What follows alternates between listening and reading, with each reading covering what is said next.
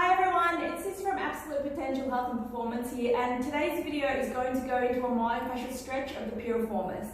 Now the piriformis is a pretty interesting muscle. It's often implicated in what's referred to as piriformis syndrome, where people experience numbness, tingling, or really deep glute pain on the same side. That's because the sciatic nerve actually runs underneath the piriformis muscle, or in some people it actually runs straight through the muscle itself. And when that muscle is overactive, tight, or spasming for whatever reason, it can start to reproduce some of those neural, nervy types of pains that we often associate with, low back pain. I'm going to grab this spine so I can then show you where that muscle is actually located. And where it is actually a little bit more interesting compared to some other muscles. So the piriformis actually attaches to the front part of your sacrum. So it's a deep hip rotator. So this is your sacrum here. It actually attaches to the front part of the sacrum in through here. So from level 2 to 4 of your sacrum, it passes in through the middle. And then it actually comes out. You can see where my hand is, that's actually where the muscle runs out through that sacral foramen. It actually comes out and attaches, so if you imagine their muscles attached on through here, it actually comes out and attaches to your greater trochanter, which is the outside part of your femur, so it attaches straight into your thigh. Because of where it's located, its actions are to, one, extend the hip, so bringing the hip back, as well as to bring the hip out to the side. So bring the leg out to the side in A, B, or abduction, like that. Now, in regards to whether it's an internal or external rotator, that's where it gets a bit interesting. That does depend on the position of, or the amount of flexion that the hip's actually in. So if you can imagine that I was standing in 0 degrees of flexion, or basically just full extension, just like this, the piriformis actually acts as an external rotator. Okay, so it actually externally rotates the leg, or it's more likely to contribute to external rotation of the leg when you're standing straight and your hips are basically in a straight position. If we flex the hip, so thinking about this leg here, we're looking at 90 degrees or above, it changes the moment arm of that piriformis slightly, which means that it has more of a tendency to contribute to internal rotation of the hip. And that is really quite interesting. Other muscles like the glute, some fibers of the glute max also change whether they're an internal or external rotator depending on that degree of hip flexion as well. So for the myofascial stretch, start just with both legs straight out in front of you, okay? What we then want to do is bring one leg into the 90-90 position. So we're going to bend the knee, bend the hip, and basically bring the leg out to the side. So you can see 90 degrees at the knee here, 90 degrees at the hip here, okay? Now, with this stretch, it's really important that we spend some time just getting into the position with it before we go into that intentional stretch, because it is a little bit more intense, even though the position itself isn't as complicated as some other myofascial stretches. So to do that, bring both hands just into external rotation and bring them back towards you on the floor so you can kind of lean back and just be as stable as you need to. You can leave that leg or that knee lifting up a little bit as we put the other components of the stretch on. So we're going to focus on this straight leg first. First component is to internally rotate the leg, so bring the knee in towards the middle, rotate the knee towards the middle so it's facing the opposite leg. And then we want to go into what's called a pseudo inversion of the foot. So that means pressing the outside border of your foot away from you and pulling the big toe in towards your mouth, okay? For some people you'll see that your heels will start to lift off the floor. So do that and keep that internal rotation of the hip on as well. The next component for that straight leg is relative AD or abduction. If you imagine these are your two sit bones, what we're going to do is simply pull the straight leg in towards us slightly to produce that relative adduction. So what that looks like is, so we've got internal rotation, pseudo inversion, relative adduction is a slight shift. I'm pulling the straight leg in towards me, okay? Now the next component is we want to bring both sit bones or our ischial tuberosities onto the floor as much as we can. So the bent leg in particular wants to lift up, so you want to to think about pressing that and your coccyx or your tailbone down into the floor.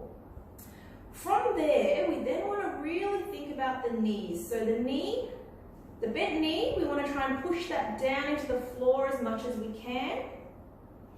And bring it in towards the other knee. So you're trying to press both knees together.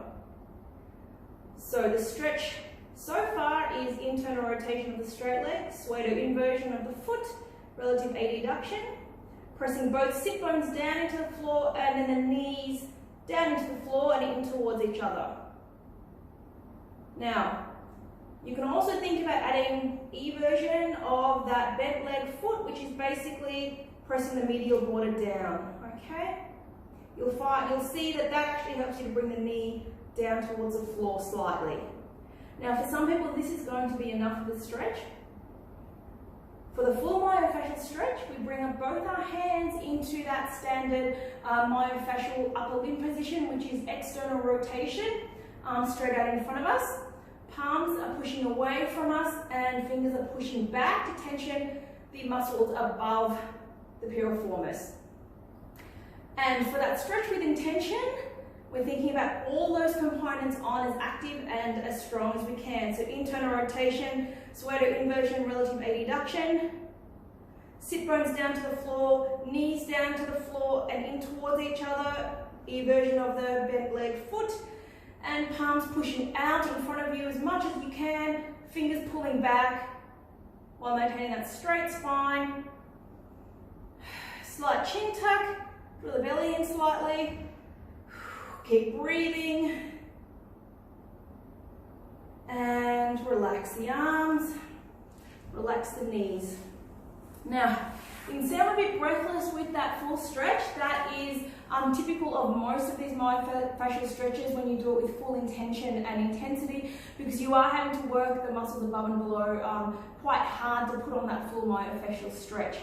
A couple of things with this stretch is most of you will feel that pain in the front of the hip or the groin much more than you will in the back of the bottom, or in the bottom directly. That's really normal, and don't give up on this stretch just because you feel it there as opposed to where you think you should feel it, which is in your bottom. It's an implication of having a tight piriformis or tight hip rotators, and it will start to ease the more you do this stretch. Now, for people that have an MCL or a medial collateral ligament injury of the knee, you may find this one is a little bit painful on the bent knee side. So a way you can address that is to simply bend the knee a little bit more, or don't push the knee down into the floor as much. Now I'm going to go through that stretch again on the opposite leg just so you guys have it. So we're going to have the right leg straight now. I'm going to bend the left leg in that 90-90 position.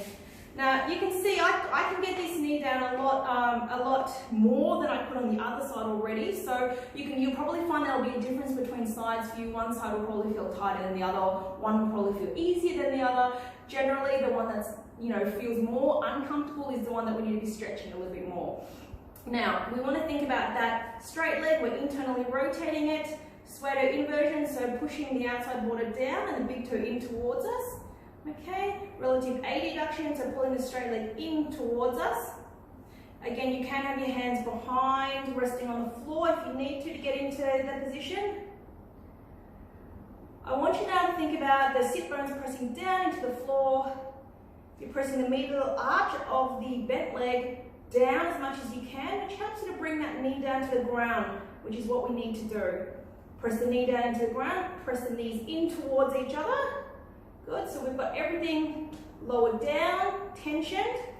Finally, bring the upper limb straight out in front, external rotation, fingers back, pushing forward, nice straight spine, and breathe, pulling everything back, toes back, internal rotation, abduction, knees in towards the floor, pulling in towards each other, pushing palms away as much as we can, fingers back as much as we can, medial arch of the bent leg as much as we can, pressing and breathing, and then nice and slow, relax, relax, and relax.